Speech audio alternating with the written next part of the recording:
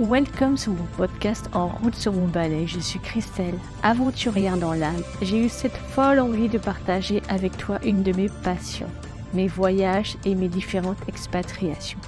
Dans ce podcast, je te raconte mes expériences, te donne des pistes, des clés pour que toi aussi, si l'envie te dit, tu puisses sauter le pas et aller t'aventurer seul ou pas à quelques kilomètres de chez toi ou plus loin. On the road again. Hello, ravie de te retrouver pour ce deuxième podcast sur mon volontariat en Lituanie, mon SVE, mon service volontaire européen. Donc avant de te raconter mon expérience, je vais te raconter un peu le principe, un peu ce que c'est un SVE et surtout les nombreux avantages, parce que c'est vraiment un programme qui est top. J'en parle brièvement dans mon premier podcast, si tu ne l'as pas écouté. Et en fait, tu as de l'argent pour tes loisirs, pour ta nourriture, ton logement est payé. Et il me semble que tu as droit à un aller-retour aussi en avion durant ton volontariat. Et ce qui est top en plus, c'est que tu as une tutrice. Donc ta tutrice, c'est du coup la personne qui te suit, qui t'accompagne tout au long de ton volontariat, mais du coup dans la structure où tu es, la structure d'accueil où tu bosses. Et tu as également une mentor. Elle, du coup, elle t'accompagne plutôt pour tout ce qui est loisirs, tout ce qui est sortie, donc plutôt pour le domaine personnel en fait. Et donc, franchement, si tu as moins de 25 ans, à moins que ça ait été élargi, et ça serait top, du coup, si tu as moins de 25 ans, clairement, je t'invite à aller jeter un coup d'œil. Donc, pour revenir à mon expérience, je suis partie à 19 ans en Lituanie pendant 10 mois. C'était la première fois que je partais aussi longtemps. C'était la première fois que je me retrouvais seule, puisque je ne connaissais personne là-bas en Lituanie, en fait. Et j'étais une des plus jeunes du groupe, puisqu'il y avait énormément de nationalités dans différentes villes. Donc moi, j'étais à Vilnius, dans la capitale, mais il y en avait aussi à Kaunas, il y en avait aussi... là, je te parle des deux plus grandes villes de la Lituanie, mais il y en avait aussi dans d'autres villes, ainsi que dans les pays limitrophes, en Lettonie, Estonie notamment. Et donc, du coup, ça, c'était top, parce qu'il y avait des Espagnols, il y avait des Italiens, notamment, moi, j'ai vécu en coloc avec une Italienne, et quand elle est partie, du coup, c'est une autre Italienne qui est arrivée.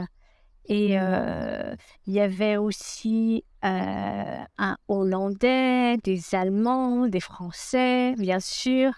Enfin, bref, je ne vais pas te faire toutes les nationalités, mais du coup, c'était un peu l'auberge espagnole, quoi, en fait.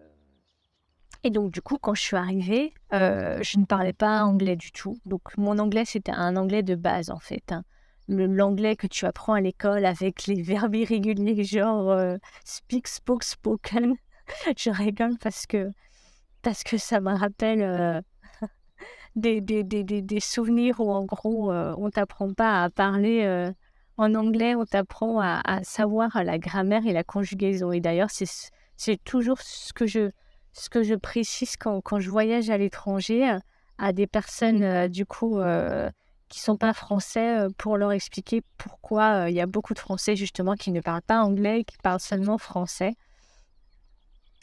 Et donc, du coup, quand je suis arrivée, je me souviens, j'étais allée à une fête avec ma coloc italienne et il y avait une Espagnole super sympa, super ouverte, super communicative qui me demande « How are you ?» Et même ce mot, même cette phrase, alors que ça veut dire quoi? Comment ça va? Donc, c'est les bases, hein, c'est comme « Hello ». J'ai pas du tout capté. Et ça a été pendant un mois. Un mois où, en gros, j'ai galéré.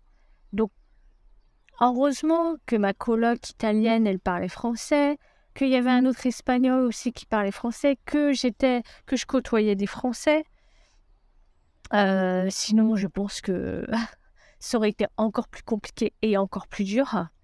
Mais clairement, le premier mois n'a pas du tout été évident, en fait. Sachant qu'en plus, à côté, alors ça aussi, ça fait partie du programme SVE, parce que quand tu vas dans un pays, tu as des cours de langue locale. Donc, en l'occurrence, pour la Lituanie, le lituanien. Le souci, c'est que, alors moi, j'étais motivée pour apprendre le lituanien, même si, clairement, pour être honnête, ça n'a rien à voir avec les autres langues. Enfin, quand je dis les autres langues, c'est les langues principales. Mais ma prof de lituanien, le souci, c'est que du coup, elle, elle était également dans la grammaire et la conjugaison. Donc, du coup, j'ai appris la base, quoi. La base, qui veut dire bonjour, le hachulabe, merci beaucoup, ce genre de mots. Mais après, savoir, à cette époque, je fumais, donc savoir comment demander un paquet de cigarettes, enfin, les phrases de base, mais par rapport à d'autres personnes qui avaient des cours de lituanien et mais des cours en lituanien pour vraiment apprendre à communiquer, clairement, moi, j'étais... alors, je dis jamais ce mot-là, mais là, c'est le mot qui me vient, une buse, quoi, clairement. Et puis, ce qui s'est passé aussi, c'est que je bossais dans une structure d'accueil, donc un accueil du jour, pour des jeunes en difficulté. Donc, je ne me souviens plus exactement la tranche d'âge, mais ça devait commencer à 7 ans jusqu'à l'adolescence. Et il y avait beaucoup de Russes, en fait. Et les Russes, puisque, en fait, il y a eu... Alors, je ne sais pas maintenant, puisque ça commence à remonter quand même, mais à cette époque, les Russes s'expatriaient beaucoup en Lituanie. Le souci, c'est que je ne veux pas faire de généralité, hein, mais du coup, c'est que les parents qui venaient de Russie n'apprenaient pas forcément le lituanien, d'une part. Et puis d'autre part, il y avait des problèmes d'alcool, d'où le fait qu'on accueillait ces enfants et ces adolescents dans la structure. Donc, du coup, au début, j'avais l'anglais et le lituanien, en fait. Mais petit à petit, alors pas pour le lituanien comme je te disais, mais pour l'anglais, petit à petit, j'arrivais à communiquer petit à petit parce que de toute façon, j'imagine que je ne suis pas la seule à te le dire, mais pour apprendre une langue, le mieux, clairement, c'est d'apprendre sur le terrain, quoi. C'est d'apprendre dans le pays. Alors, ok, on est d'accord, en Lituanie, c'est pas la langue locale, c'est pas l'anglais, mais les Lituaniens, ils sont quand même super forts en langue, quoi. Ma mentor, par exemple, elle parlait le français super bien, en fait. Donc, elle parlait l'anglais, le lituanien, le français, et je crois qu'elle était intéressée aussi pour apprendre l'espagnol, je me souviens plus trop. Enfin, bref.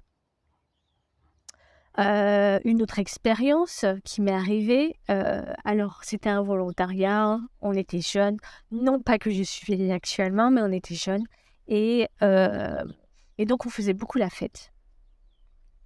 Et comme il y avait différents volontaires à gauche, à droite, du coup on voyageait aussi pas mal pour aller découvrir la ville, puisque forcément on savait où squatter, où dormir. Et aussi pour découvrir d'autres volontaires. Enfin, c'était le but, quoi. Et donc, un soir, on était à Kaunas, donc la deuxième ville principale de la Lituanie. Forcément, on avait picolé, et puis on était en groupe dans la rue, bref, je ne sais pas quelle heure il était, enfin, c'était la nuit. Et donc, moi, j'avais envie de faire pipi, donc je vais faire pipi. Et ensuite, quand je reviens, parce que le groupe marchait, en fait, quand je reviens, du coup, je ne les vois plus. Je ne sais pas où ils sont. Totalement perdue, je ne connaissais pas la ville. C'était la première fois que j'allais à Kaunas. Et du coup, forcément, j'avais l'alcool. Après, j'étais quand même maître de de moi et de mes décisions. Et enfin bref, j'étais pas arrivée à un point où j'étais où j'étais sans dessus dessous, quoi. Et, et donc du coup, est-ce que j'avais mon portable? Je ne sais plus. Enfin bref, les détails. Ce que je me souviens par contre, c'est que j'ai commencé à pleurer forcément parce que, à 19 ans, voilà, première expérience à l'étranger, loin de chez moi, j'étais jeune et mais ce qui m'a sauvée et ce que mon entourage dit souvent de moi, c'est que j'ai un côté débrouillardise, en fait. Et donc du coup, je pense que dans ma tête, il s'est passé quelque chose comme: «OK, la situation, elle est comme ça, qu'est-ce que je fais maintenant?» Puisque je ne vais pas en fait me morfondre sur la situation, sur moi et puis rester, dans le froid et puis voilà. Donc j'ai pris l'initiative d'aller dans un café et il y a une dame, mais alors, mais super gentille, enfin c'était une jeune plutôt, enfin dans un café-bar et en fait elle m'a proposé, puisque j'avais pas d'argent non plus, enfin c'était la merde quoi. Et elle m'a proposé en fait de payer mon billet de train, Kaunas, Vilnius. Et donc du coup, j'ai pris le train et en fait, du coup, arrivée, du coup, dans ma ville, hem, j'avais pas les clés non plus. Enfin bref, je me suis débrouillée et voilà, je suis arrivée saine et sauve, du coup, dans l'appartement où je logeais. Donc plus de peur que de mal, puisqu'il ne m'est rien arrivé, mais c'est quand même une expérience que je garde en mémoire, puisque sur le coup, j'ai été j'ai été «traumatisée» entre guillemets et voilà. Heu, mais heu, mais voilà, on sait qu'après une expérience, heu, «négative» entre guillemets, on en ressort toujours que du positif donc voilà, il s'est rien passé de grave, de très grave. Alors juste petite anecdote, en fait, en Lituanie, je ne sais pas si tu connais la température, mais il fait froid, très froid. J'allais dire limite glacial. Non, pas forcément, mais voilà. Et donc du coup, l'hiver, en fait, on était obligés. On portait des collants en dessous du pantalon, pour éviter, pour se protéger du froid, pour se protéger de la température.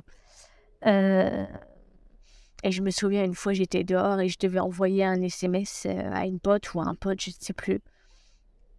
Mais le truc, c'est qu'en fait, du coup, tu portes tes gants, mais ne serait-ce que les enlever pour porter pour enlever tes gants, ne serait-ce que pour envoyer le message ou textoter, mais là, juste en une seconde, tes mains, elles sont glacées, quoi. Donc en fait, c'est quelque chose que tu fais: «Hop, hop, hop, vite, vite, vite, vite, vite, vite». Une autre anecdote, à Vilnius, le chauffage, il était central. Donc clairement, leur usine, je ne sais pas à quoi ça fonctionnait, mais en tout cas, il y avait pas assez de chauffage pour tous les foyers de Vilnius. Ça reste la capitale, on est d'accord, mais voilà. Heu et oh my god, il faisait si froid. Je pense que la journée, il faisait peut-être 4 degrés, 5 degrés dans l'appartement et la nuit, mais laisse tomber, quoi. Et donc du coup, j'avais un double sac de couchage et même avec ça, j'avais froid. Et j'avais une pote espagnole, elle, qui avait acheté une bouillotte et en réfléchissant, je pense que j'aurais dû faire ça, quoi. Ça je me serais moins galérée à, du coup, à avoir froid au tout début de la nuit et du coup, à ce que ça m'empêche, de dormir, pour le coup, au début. Heu, un autre problème aussi, enfin un autre problème, une autre, anecdote aussi sur le froid, la neige. Je te déconseille de porter des Doc Martens avec la neige. Alors, je ne sais pas si c'est parce que mes Doc Martens sont vieilles ou pas, parce que c'est quand même des Doc Martens que j'ai depuis le collège. D'ailleurs, c'est la seule paire de chaussures que j'ai gardée depuis mon adolescence. Tellement j'adore ce genre de chaussures. Mais en tout cas, moi, c'est comme si, en fait, je marchais sur des œufs. J'avais tellement peur de glisser que du coup, j'y allais, mais très, très, très tranquillement. Et ce qui s'est passé, c'est qu'avant d'aller à une soirée, j'étais avec un pote. Et qu'est-ce qu'il a fait, ce con, excuse-moi du terme, mais il s'est amusé à me pousser. Et donc, forcément, qu'est-ce qui s'est passé? Eh bien, bim, je me suis cassé la marboulette, pour être polie, direct sur le dos. Et donc, du coup, j'ai dû aller chez le médecin pour consulter mon dos. Enfin bref, je me suis mis en arrêt de travail, quoi. Voilà. Alors, je te disais au début que du coup, on a beaucoup voyagé. Donc, avec 2 amies, une italienne et puis une française, on est parti en Estonie et en Lettonie, en sac à dos. On a fait du stop et c'était top. Alors, je me souviens plus où on dormait. Mais par contre, un des points que je me souviens, c'est qu'à un moment donné, il y avait un chauffeur routier qui nous avait pris. Je ne sais plus sa nationalité. Et il avait une couchette en haut, en fait. C'était son lit, quoi. Et donc, du coup, on s'est... je sais pas si c'est le mot, le verbe. On s'est alterné. Oui, c'est ça. On s'est alterné. Et du coup, on a pioncé chacune notre tour dans cette couchette. Mais c'était juste top, quoi. C'était juste le gros délire. Et ce qui était marrant aussi, c'est qu'à chaque fois qu'on dépassait une frontière, on descendait du camion. Tac, le camion, il roulait, il passait la frontière, tac, tac, tac. Et puis, après, il s'arrêtait et hop, on reprenait le camion. Parce que, c'était illégal, a priori, de prendre des covoitureuses ou des passagères, quoi. Alors, dernière petite anecdote pour cette première expérience en Lituanie. Coupe d'Europe. Donc moi, alors je suis pas foot du tout à la base. Mais là, clairement, Coupe d'Europe, j'ai ma coloc qui est italienne.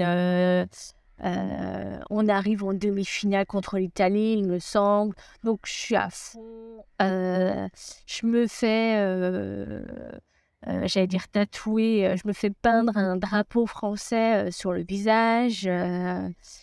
Et, euh, et donc du coup, avec les Français à fond dans un bar. Et en fait, ce qui s'est passé ce soir-là, c'est qu'on a perdu. Et forcément, la déception, puisqu'on était à fond. Et, du coup, quand je suis sortie du bar, j'avais mon drapeau comme une imbécile sur le visage, sur la joue. Et donc, j'avais juste envie de me cacher et de partir. Et du coup, de rentrer chez moi, quoi. Donc voilà. Alors, du coup, prochain podcast. Donc, à ton avis, la destination, ça sera plutôt chaud, plutôt froid? Je ne t'en dis pas plus. Suite au prochain épisode. Si tu as aimé ce podcast, je t'invite à le liker, à le commenter, à le partager. Ciao!